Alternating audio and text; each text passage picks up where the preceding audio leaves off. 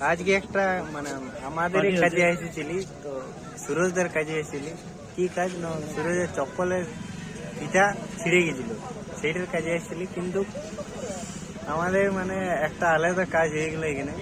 আসলে আমাদের পাশের বাড়ি মানে আমার নিজের সম্পর্কে দাদা বৌদির আজ জন্মদিন। তো আজ বৌদির খুব ইচ্ছে হয়েছে কি অনেক কিছু খাবো, সেই জন্য আজকে মানে আমাদেরকে অর্ডার দিয়ে দিল আমার দাদা যে বৌদির জন্য এইসব জিনিস নিয়ে যায়। তো কত কিছু নিয়ে যাব সেটা তো দেখবে। এখন দেখলাম আমার কাছে কি জিনিস আছে। এখন 20 টাকার ফুচকা আছে আর 150 টাকার